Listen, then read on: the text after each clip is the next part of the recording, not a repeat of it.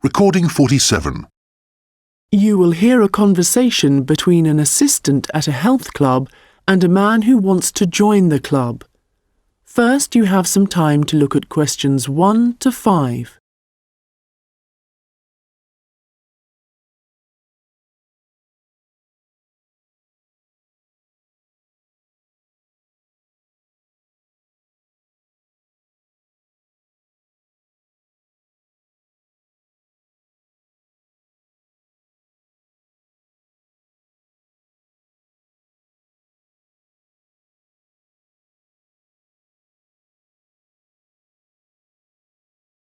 Hi, can I help you? Hello. Yes, is your club taking on new members at the moment? Oh, yes.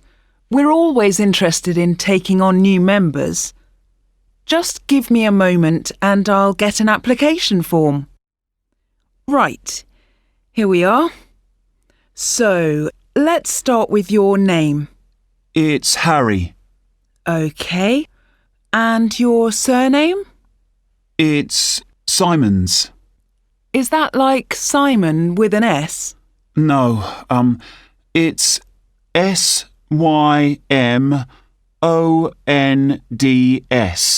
Most people find it rather difficult to spell.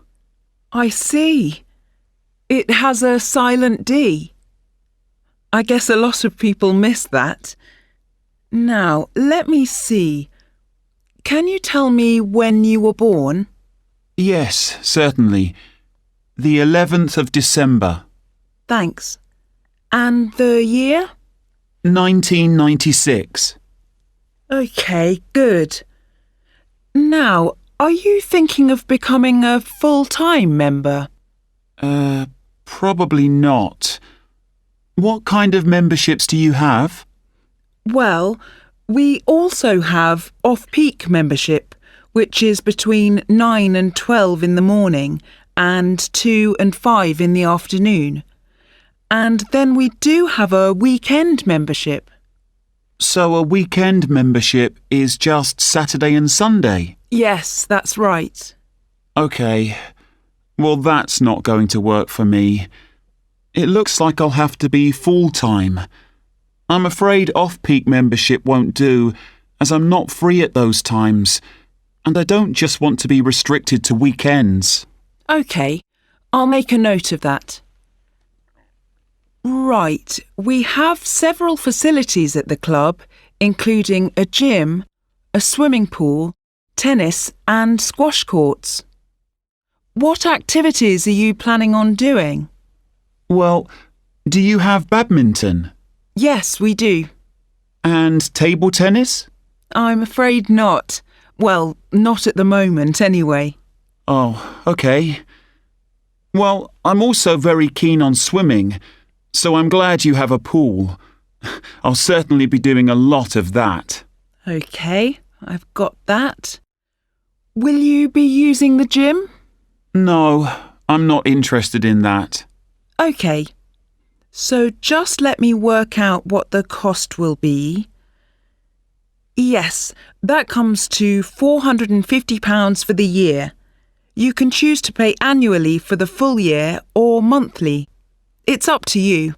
Oh, I'd prefer to pay regularly in small amounts, rather than have a large amount to pay in one go, if that's OK. Sure, that's fine. Right, I've got the most important details for now. Before you hear the rest of the conversation, you will have some time to look at the questions 6 to 10.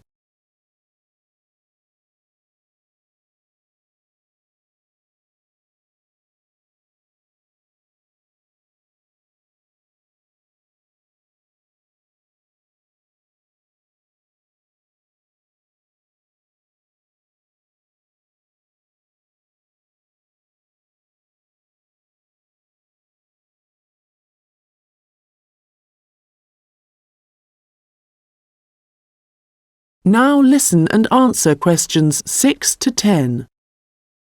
So, I'd just like to ask you a few questions about your lifestyle, if that's OK with you.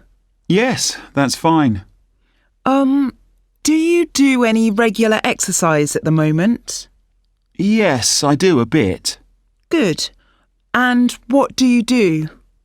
Well, every few days I go jogging. Yes, that's good. How long do you go for? Well, it varies. I guess it depends on how energetic I'm feeling. Yes, of course. Every little bit helps. Do you have any injuries at the moment? Well, I did break a bone in my foot playing football a long time ago, but that's all healed up now. But in the last few days, I've realised I have a bad ankle. I think I must have injured it last week, and it's a bit sore now. But apart from that, I'm fine. Right. I guess you might need to rest it for a few days to let it recover. Yes, I will. So, let me just ask you what you want to achieve by joining the club. Do you have any targets or goals? Well, I suppose my main aim is to build up my fitness level. Is that the kind of thing you mean? Yes, that's fine. All the activities you're going to be doing should certainly help you with that. OK. And could you tell me what you do for a living? Well, I was a student up until recently. OK. So what are you doing at the moment? Well, I'm a charity worker. Oh, that's fine. I'll write that down. OK, nearly done. One last question. Can I ask how you heard about the club? Did you see it advertised or did you go to our website, for example? Well, I've been looking for a health club for a while, and I asked my friends for suggestions, but they weren't much help. And then I was listening to the radio, and your club was mentioned. So I thought, I'll go along and see what it's like. Great. Well, we look forward to having you as a member. That is the end of section 1. You now have half a minute to check your answers.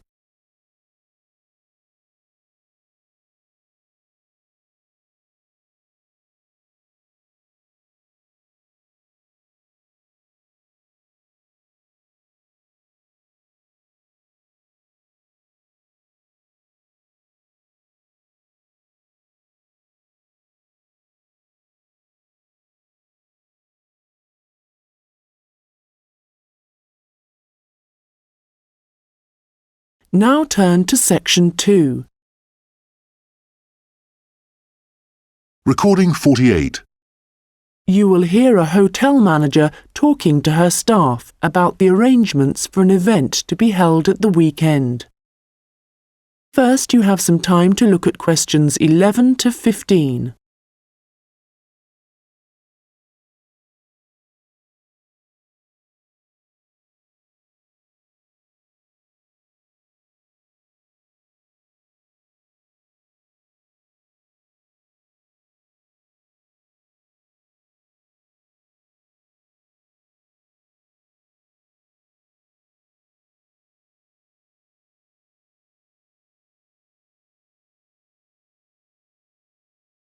Good morning, everyone. I hope you're all feeling okay after the activities of the last week or so. I know you've all been working very hard recently, and we've been exceptionally busy, especially with the wedding last weekend and the trade fair straight after that. And now we have only 3 days to prepare for the birthday party this weekend. The events recently have gone extremely well, and the hotel is beginning to get a very good reputation, so we need to keep it up. At the moment, we don't have exact numbers of guests, and though we usually only cater for groups of less than 50, we will have quite a few more than that. So, as I said, not sure of numbers, but of course we won't go over the maximum of 100. But it's likely that we will need all of you to work this weekend, so if any of you can't, please let me know as soon as possible. Right, so what time will the event start? Well, the invitation says guests should arrive between 7:30 and 7:45, but our experience is that there are always a few who like to arrive early, so we'll expect the first people at 7:15. As the numbers are quite large, this will certainly be the case. Food will be served at around 8:30, and then, depending on how long the meal takes, the entertainment will start about 2 hours later. Now, for this, we were expecting a live band for the occasion, which is always fun. But apparently this has been cancelled due to illness. So, the hosts know someone who is a comedian who will be replacing the band. We had hoped that the resident magician who worked here through the summer would be able to help out, but they weren't keen on that idea. Before you hear the rest of the conversation, you will have some time to look at the questions 16 to 20.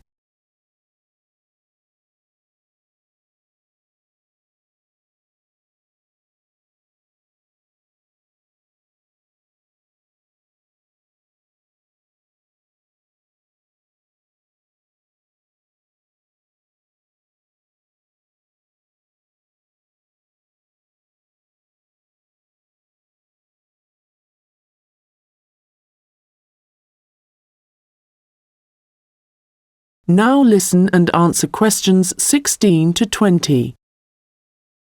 So, I'd just like to go through who's doing what when the guests arrive, and I think we'll make a few changes from the last party held here.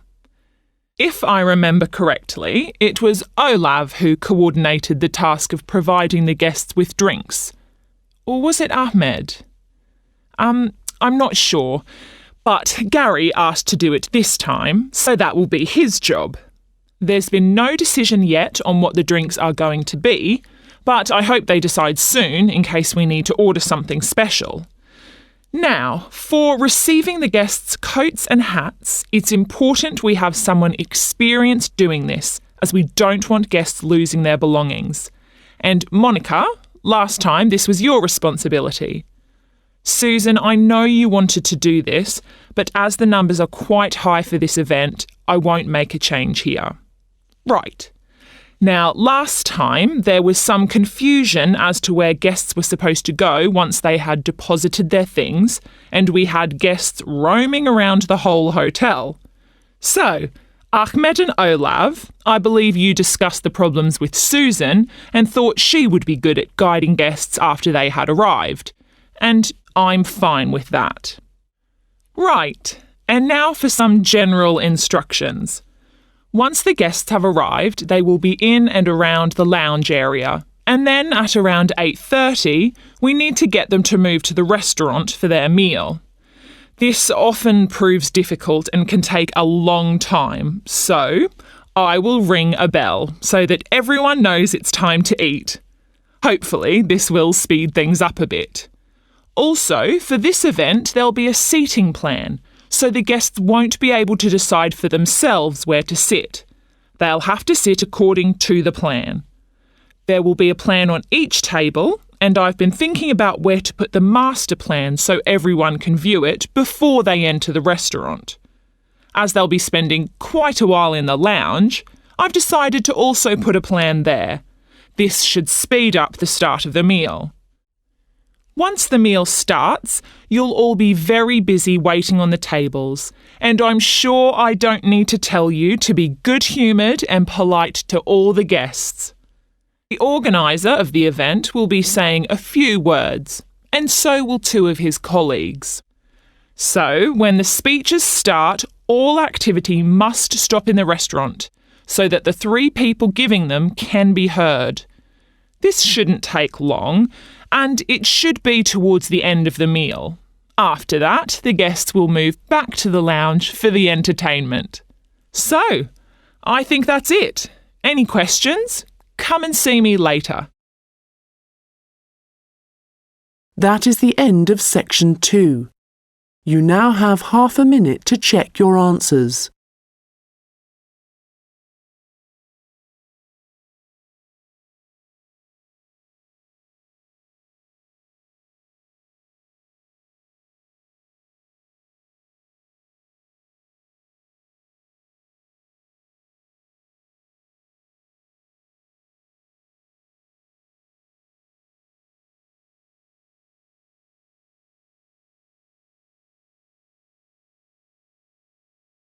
Now turn to section 3. Recording 49. You will hear two students discussing an assignment. First, you have some time to look at questions 21 to 25.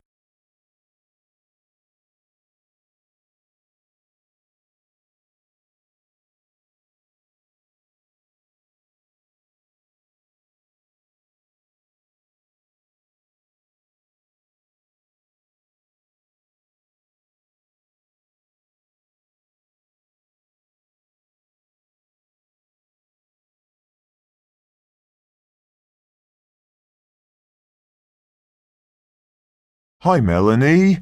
What did you think of the assignment that we got today? It looks interesting, doesn't it? Yes, Ellen. I've always been interested in recycling, but there's a lot of research to do. Yes, there are a lot of things I'm unsure of, so it's going to be good working with you. OK. Well, why don't we start by making a flowchart from the notes our tutor gave us? Yes. So, on one side we could have the paper production cycle, here on the left, and on the other side the recycling. Good idea. Let's start at the top with the production. The first step in the process is to get the raw materials. Yes, and they tend to come from pine forests. OK. And then the bark is removed from the outside of the tree, and after that, the wood is chopped up. That's the first 3 stages. It sounds a bit complicated after that. It says water is added, and then the mixture is heated and made into pulp. This will be the thick paste that is used to make paper. Yes, you're right, because after that they use a machine to make the paper, and we can put that right in the centre of the flowchart, because it's also where the recycled paper joins the process. Yes. So, once the paper has been produced in the machine, what happens then? Well, I think we should write print as the next step, because this is when newspapers, magazines, etc. are produced. And we could also add that they have to be distributed to stores and people's homes. Right.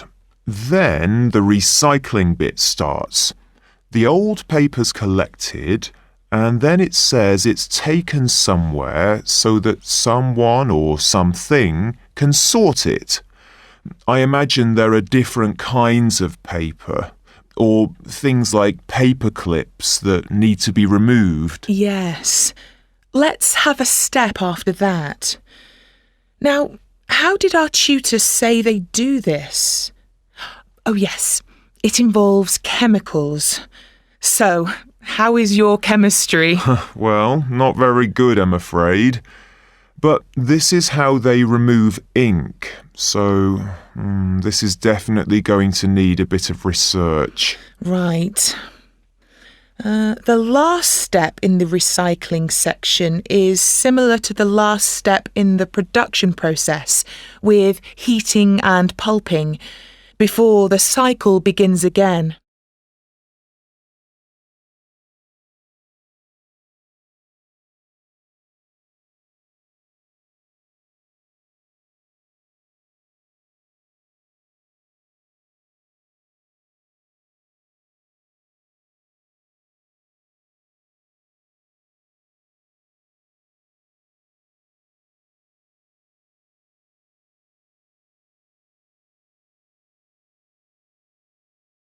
Now listen and answer questions 26 to 30.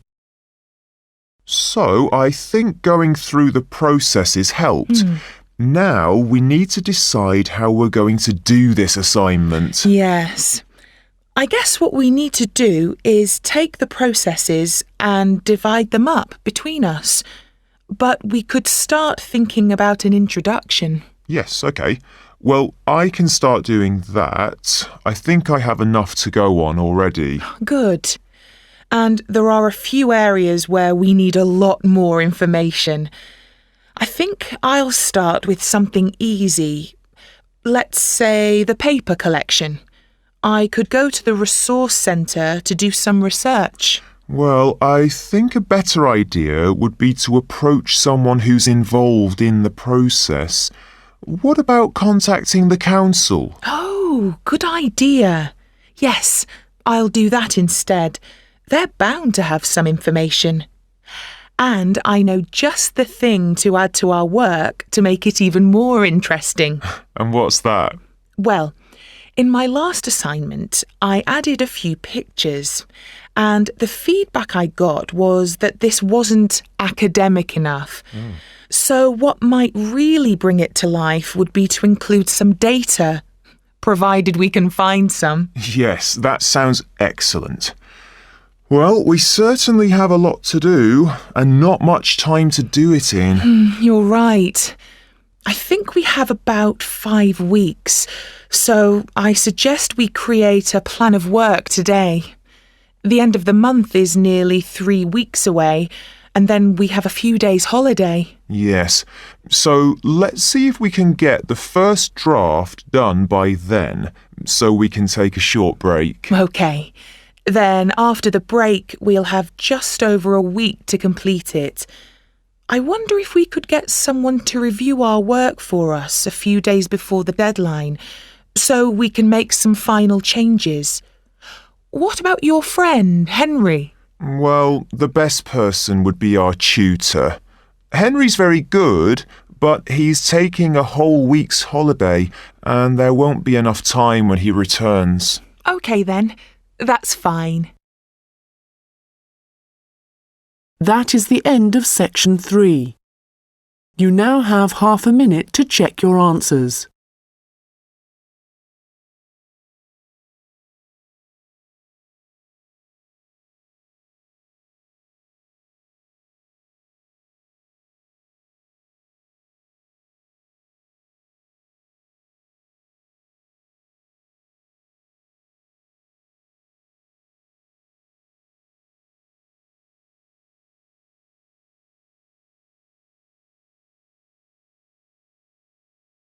Now turn to section 4. Recording 50. You will hear a lecture about hair. First, you have some time to look at questions 31 to 40.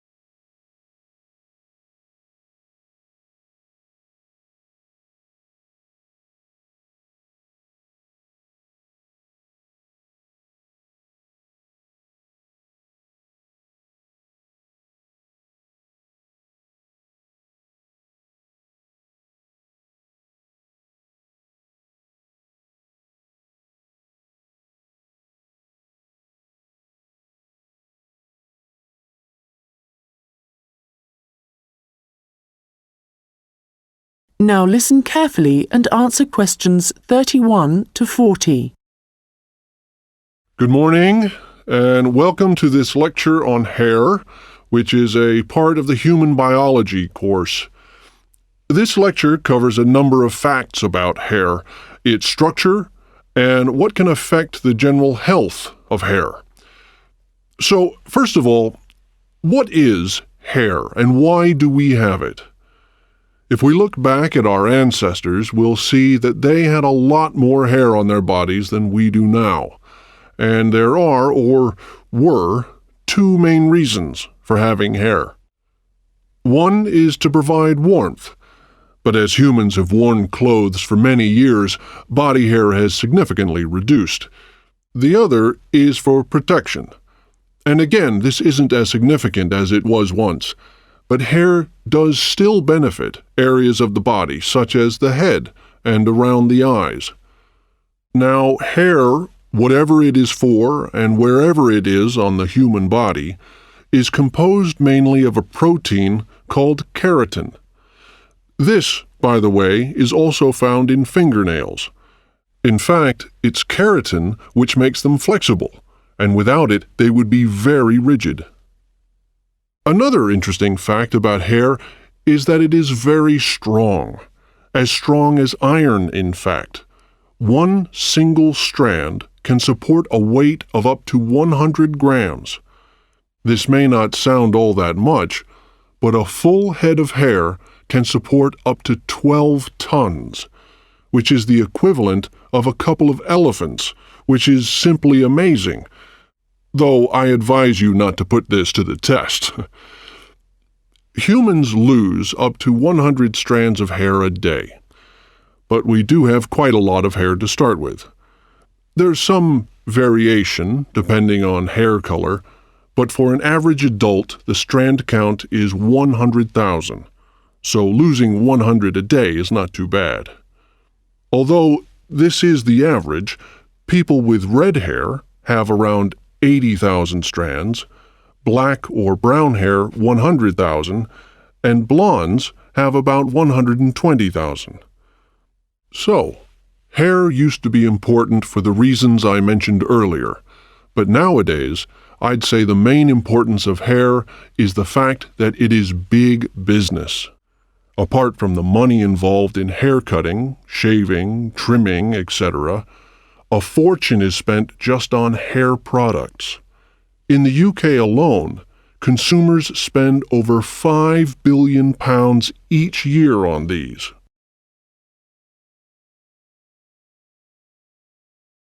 So next, I'd like to just give you a quick overview of the structure of hair. As you can see, along the length of the hair, there are three main parts, called the bulb, the root, and the shaft. A single hair is fixed at one end below the skin in the bulb. The bulb acts rather like a cap. It encloses the end of the hair in the head. The next part of the hair is the root, and this is the part of the hair which lies just beneath the skin, and, in terms of hair production, is the most important. This can be considered the control center for each strand of hair, and is where the glands are found. These produce oil, which flows along the length of the hair, and the health of the root determines the overall health of the strand of hair. The last part is the shaft, and this is the hair which is above the skin, and is, of course, what we can see. Fortunately, this is not active, and I say fortunately because otherwise it would be very painful to have your hair cut. And finally, I'd just like to go over a few factors that impact on the overall health of hair. Like every other part of the body, our diet, that is, what we eat, is extremely important to the condition of our hair. But whereas a change in your diet to, for example, eating unhealthy foods will soon be noticeable in your skin, changes to your hair will take a lot longer. A change in diet today could take several months to have an effect on your hair. And so, what is the key to healthy hair? Well, eating a balanced diet is the most important thing. There are a number of vitamins that are vital for good hair health. The main ones being vitamins C, D, and E. And in a balanced diet, all these vitamins should be readily available. If you need a boost of vitamin C, for example, one of the best things to eat are blueberries. For vitamin D, the best examples are fish, mushrooms, and eggs. And for vitamin E, nuts and seeds. Right, so let's go on to what it